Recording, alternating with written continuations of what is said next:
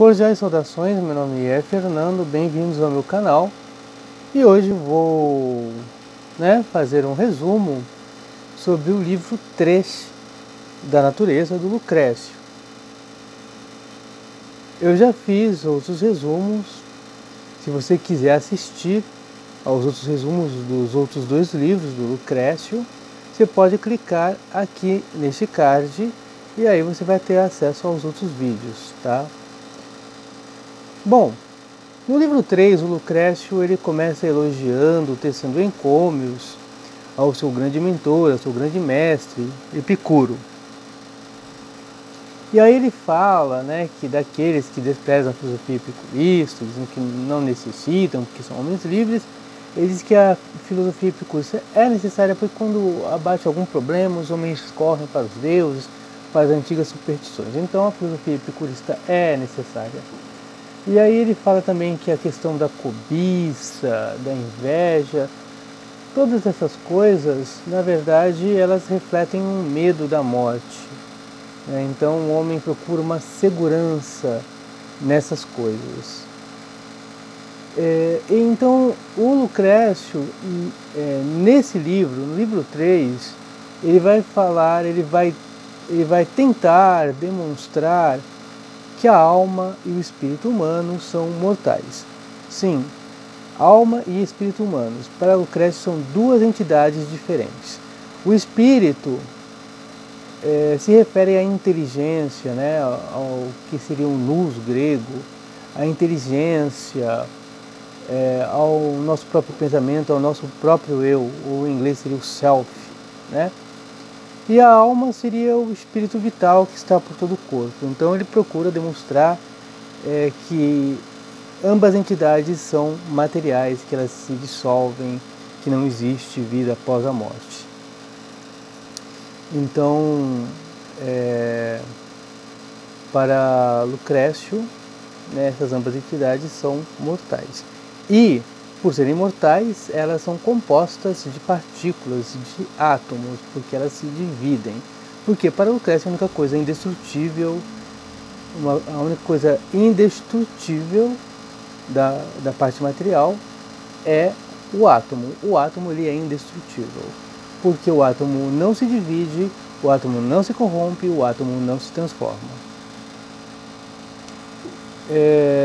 Lucrécio, ele demonstra, ou ele pensa ter demonstrado que o espírito humano é mortal porque ele pega as fases da vida humana, do nascimento, a vida adulta, a senectude, que é a velhice, e ele disse que o espírito acompanha as fases de crescimento do corpo até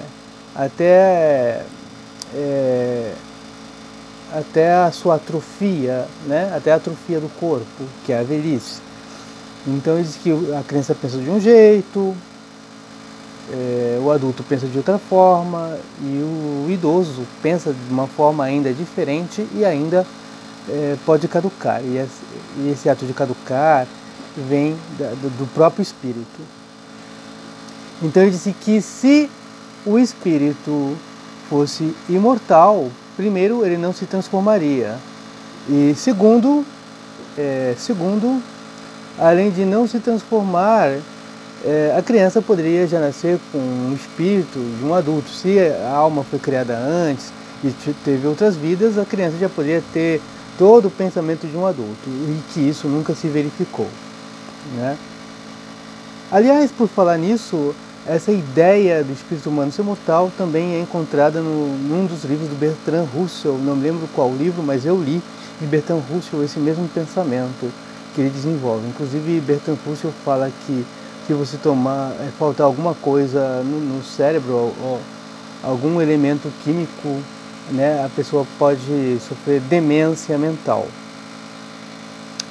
Então é interessante fazer esse paralelo.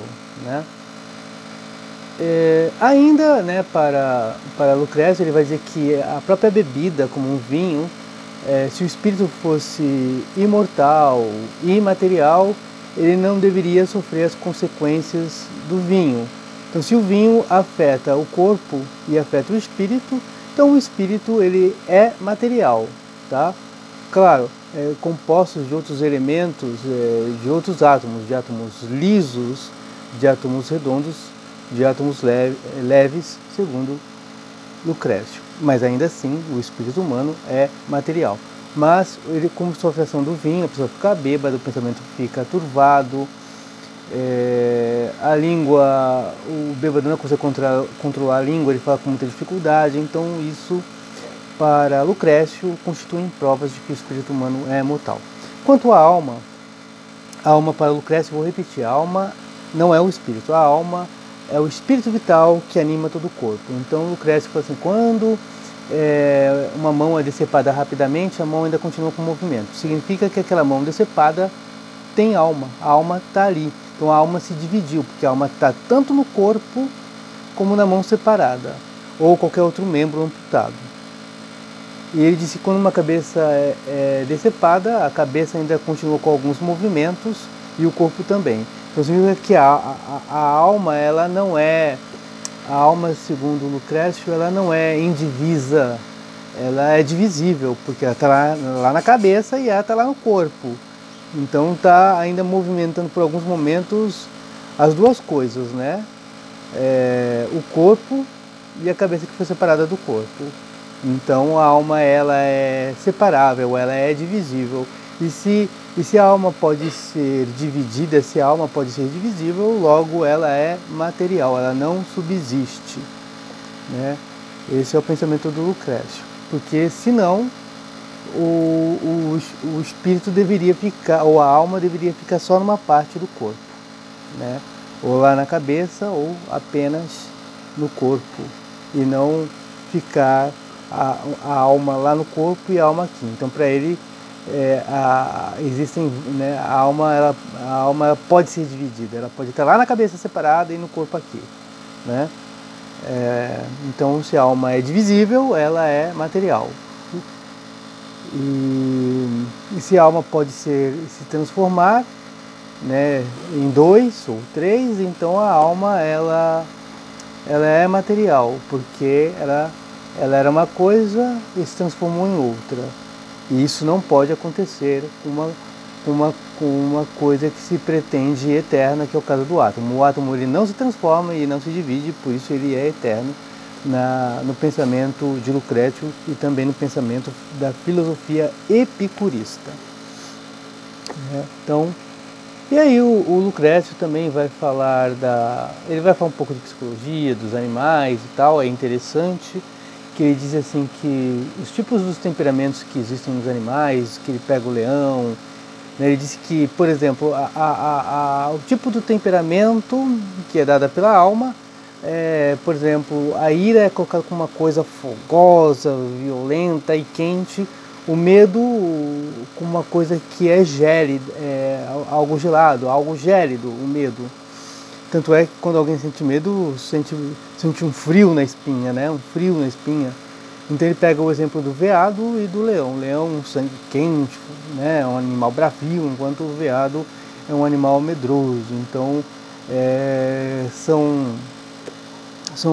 as almas têm esses elementos. Então se a alma tem esses elementos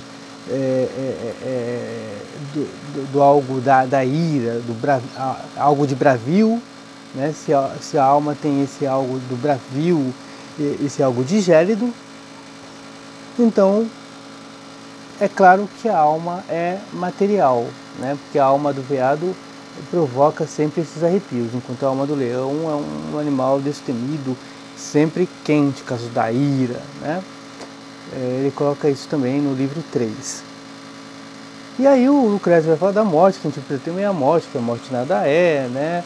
Então as pessoas não deveriam temer ter seu corpo dado às feras e tal, se lamentar que o corpo não foi inumado, porque se a gente se preocupa, né, que o corpo foi comido pelas feras ou está exposto, ele disse que as pessoas não deveriam se preocupar